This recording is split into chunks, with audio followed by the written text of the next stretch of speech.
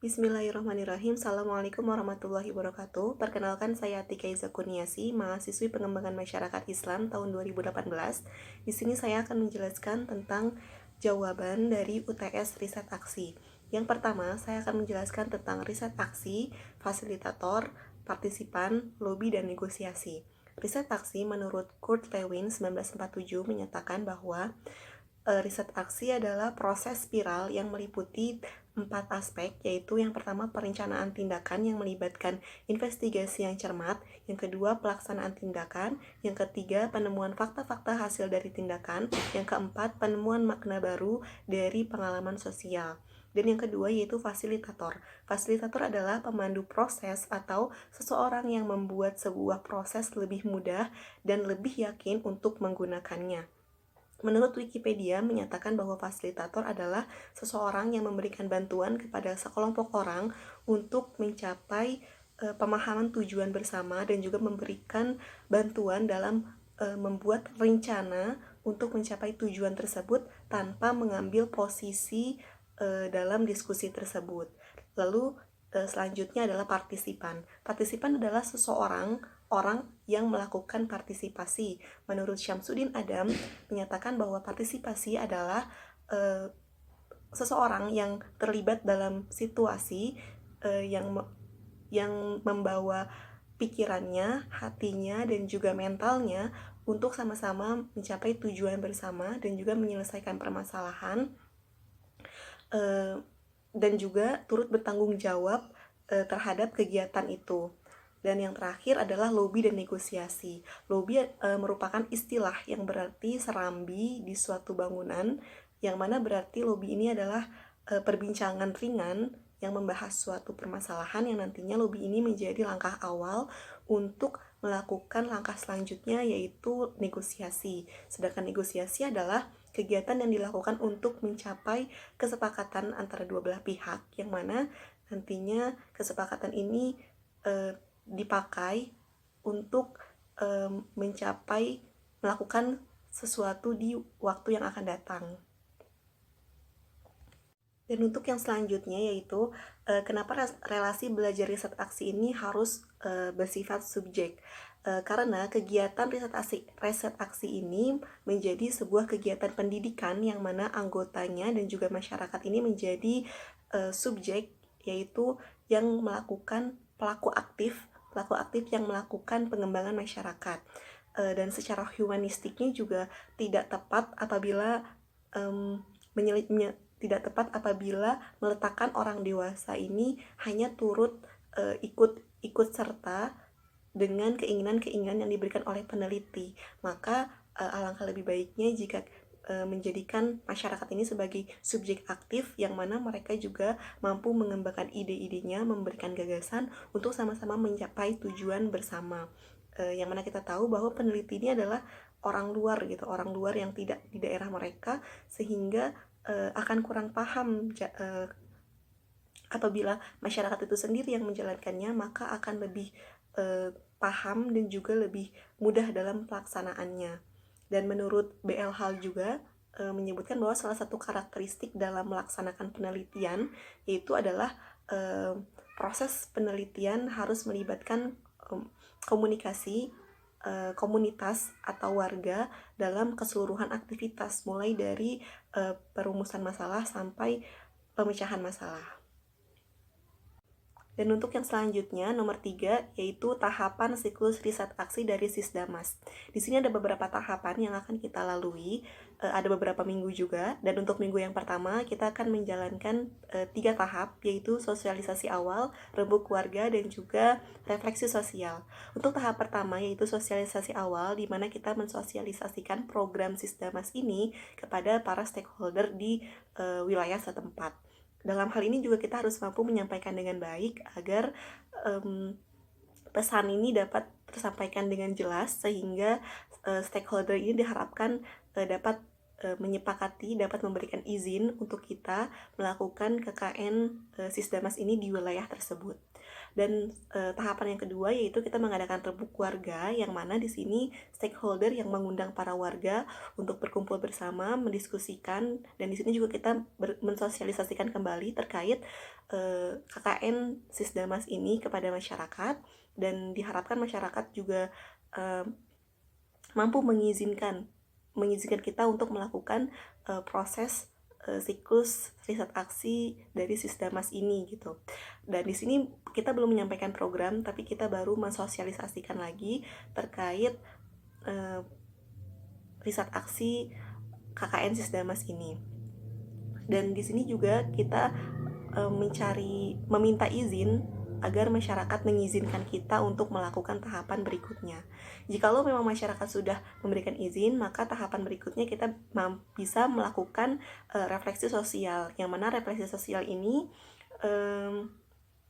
jadi kita melakukan bersama masyarakat dengan mengadakan forum group discussion, yang mana di dalam forum group discussion ini juga kita bisa membagi 11 kelompok, dan di sini akan ada beberapa poin yang akan kita bahas di tahapan refleksi sosial, yaitu yang pertama terkait identifikasi masalah, yang kedua mencari akar penyebab masalahnya itu apa, lalu yang ketiga kita menentukan indikator keberdayaan menurut masyarakat, lalu harapan-harapan masyarakat yang ingin mereka capai di kehidupan selanjutnya.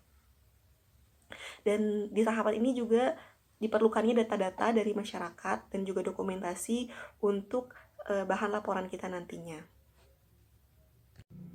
Dan di minggu kedua ini ada pemetaan sosial. Pemetaan sosial ini proses di mana kita melakukan penggambaran masyarakat secara lebih sistematis, serta melibatkan pengumpulan data dan juga informasi mengenai masyarakat, termasuk masalah-masalah sosial yang terjadi di wilayah tersebut. Nah, di pemetaan sosial ini juga ada beberapa poin yang akan kita jalankan, yaitu yang pertama, tentukan potensi yang ada di masyarakat. Nah, di sini kita juga harus menentukan potensi apa aja nih yang bisa kita kembangkan di masyarakat untuk mampu membantu menyelesaikan permasalahan yang ada di sana. Dan yang kedua, membuat identifikasi masalah dengan pembuatan peta wilayah masyarakat dan tentukan titik masalahnya. Nah, ini kita bisa minta relawan salah satu masyarakat yang mau menggambarkan peta wilayah, misalnya di RW 4 gitu. Nah, ini bisa kita gambarkan peta wilayahnya dan kita tentukan titik-titik permasalahan di mana aja yang terjadi di wilayah tersebut. Lalu yang ketiga yaitu poin membuat organisasi masyarakat yang baru atau memberdayakan ormas yang memang sudah ada gitu. Nah, ini tujuannya di tahap ini merupakan estafet pengalihan dari fasilitator kepada masyarakat. Jadi mungkin yang awalnya tadi fasilitator lebih berperan banyak di awal, nah di tahap ini kita memberikan estafet pertanggungjawaban di mana diharapkan masyarakat mampu untuk lebih aktif dan juga bersinergis daripada fasilitatornya. Dan setelah pemetaan sosial selesai di minggu kedua, kita lanjut di minggu ketiga, yaitu ada perencanaan partisipatif. Perencanaan partisipatif ini ada beberapa poin juga yang akan kita bahas. Untuk yang pertama yaitu tabulasi dokumen hasil pemetaan sosial oleh ormas. Nah, di minggu sebelumnya kan kita sudah membentuk ormas ya, organisasi masyarakat, untuk meluncurkan program-program yang sekiranya mampu menyelesaikan dari setiap permasalahan masyarakat gitu. Nah, di sini ormas ini mulai menyusun dokumen-dokumen hasil pemetaan sosial di minggu sebelumnya. Lalu di poin kedua juga penyusunan dan rekapitulasi data hasil pemetaan sosial. Jadi direkap semuanya dan dibuat datanya karena supaya lebih sistematis. Dan yang ketiga yaitu penetapan skala prioritas dan rencana tahunan. Ketika program sudah tersusun, maka kita mulai menentukan kira-kira program mana yang menjadi prioritas utama gitu, menentukan skala prioritas, kira-kira program mana nih yang bisa kita lakukan terlebih dahulu dan program mana yang jangkauannya mungkin untuk tahun depan. Dan selanjutnya itu penetapan penanggung jawab dari setiap kegiatan. Nah, ini menjadi hal yang sangat penting dalam penetapan penanggung jawab. Dan yang selanjutnya itu menyusun rencana kerja tindak lanjut. Seperti itu untuk di tahapan perencanaan partisipatif. Dan untuk selanjutnya ada sinergi program juga. Di sini kita juga tentunya dalam melaksanakan program harus ada sinergitasnya. Yang pertama itu penetapan kegiatan. Yang kedua, fasilitas penyusun proposal oleh Pokja. Yang ketiga, sinergi dengan musyawarah perencanaan pembangunan Musrembang. Nah, di sini juga kita bisa bersinergi dalam agenda Musrembang ini untuk meluncurkan program-program dalam menyelesaikan permasalahan. Dan yang keempat itu menggalang keswadayaan warga. Kita juga bisa menggalang program ini kepada masyarakat yang mungkin di daerah situ punya bisnis atau usaha yang sekiranya bisa membantu keberjalanan program itu. Dan yang selanjutnya ada fasilitasi kerjasama dengan swasta dan pemerintahan. Nah, kita juga harus mampu memfasilitasi proposal tadi itu yang sudah dibuat oleh warga, yang sudah dibuat oleh ormas. Kita fasilitasi untuk bisa bekerjasama dengan lembaga-lembaga seperti lembaga swasta ataupun lembaga pemerintahan. Dan yang terakhir yaitu menyusun RKTL, Rencana Kerja Tindak Lanjut. Dan selanjutnya setelah penyusunan semuanya ini, programnya sudah rapi, kita susun secara sistematis, dan tahap selanjutnya yaitu pelaksanaan program, yang mana pelaksanaan program ini tentunya ada pembagian tugas-tugasnya, terus kita juga melaksanakan sosialisasi kegiatan ke masyarakat sekitar, dan pelaksanaan secara partisipatif tentunya, karena kita berharap masyarakat mampu berpartisipasi dalam menjalankan program ini gitu, dan juga membentuk organisasi pemeliharaan. Nah, ini organisasi pemeliharaan atau organisasi maintenance program mungkin menjadi hal yang sangat penting untuk perawatan program tersebut atau hasil program ini untuk jangka panjang. Dan yang terakhir itu menyusun RKTL. Dan di tahapan terakhir yaitu MONEF atau monitoring dan evaluasi. Di tahapan ini juga kita melakukan rembuk warga lagi untuk MONEF, dikhususkan untuk MONEF yang diadakan oleh organisasi masyarakat itu yang sebagai penggerak motor, penggerak program-program ini.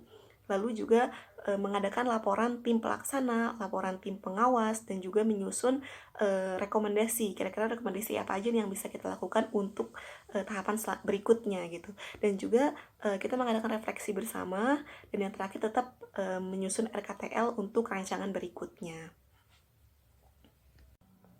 Dan untuk nomor 4 yang terakhir yaitu pemberdayaan yang dilakukan oleh Nabi Yusuf alaihissalam dan tahapan dakwah pemberdayaan dalam film Nabi Yusuf alaihissalam.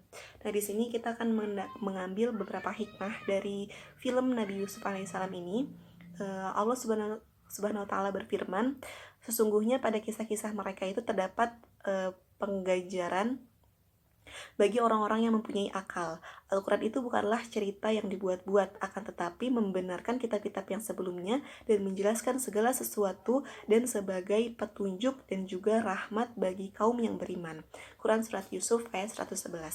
Nah, dari sini Allah berfirman bahwa kisah-kisah terdahulu itu adalah bukan sekedar dongeng belaka, tapi pasti ada hikmah yang akan bisa kita ambil.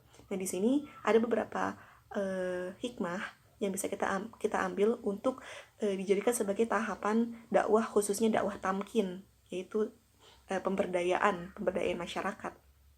Yang pertama yaitu dari film tersebut kita dapat pelajaran tentang perlunya mewaspadai kaum pendengki dengan cara merahasiakan sebagian berita yang mungkin dapat mengusik mereka.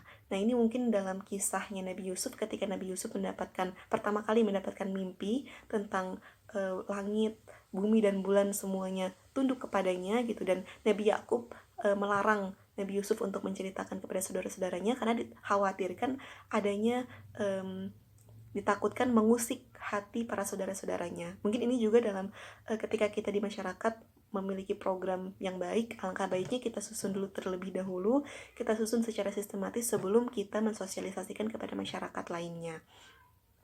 Lalu yang kedua adalah pelajaran tentang pentingnya menghadirkan kesabaran dalam menghadapi makar musuh. Nah, ini dalam setiap menghadapi setiap makar musuh ini, kesabaran menjadi kunci yang paling penting untuk kita agar terus maju melakukan dakwah tamkin ini gitu. Seperti sebagaimana Nabi Yusuf ketika mendapatkan banyak cobaan musibah dari para saudara-saudaranya, dihukum, disiksa, dimasukin ke sumur, dan bahkan akhirnya dijual, dijadikan seorang budak gitu ya, dijual dengan harga yang sangat murah gitu. Nah, ini semua Nabi Yusuf jalani dengan kesabaran, dengan keikhlasan, dengan tawakal sama Allah, hingga akhirnya Allah memberikan jalan keluar dan juga Bisa aja di setiap permasalahan yang mereka rasakan itu ternyata menjadi langkah-langkah yang Allah tunjukkan untuk mencapai sebuah kemenangan. Lalu di poin selanjutnya pelajaran tentang kesadaran akan keniscayaan ujian yang akan datang silih berganti. Nah, ini juga sebagai dalam tahapan dakwah tamkin kita juga harus memahami bahwa yang namanya ujian ini akan terus datang silih berganti, nggak akan berhenti gitu. Yang namanya di dunia kan, dunia ini kan tempatnya ujian. Nah, di sini kita harus menguatkan kesabaran dalam menghadapi setiap permasalahan, seperti Nabi Yusuf ketika beliau mendapatkan fitnah ya dari ibu angkatnya itu Zulaiha, dan di mana beliau dapat ujian-ujian lainnya. Nah, di sini menjadi pembelajaran untuk kita bahwa musibah itu akan terus silih berganti datang untuk menaikkan derajat kita.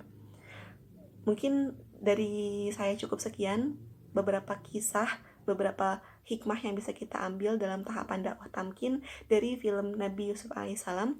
Mohon maaf bila banyak kesalahan. Wassalamualaikum warahmatullahi wabarakatuh.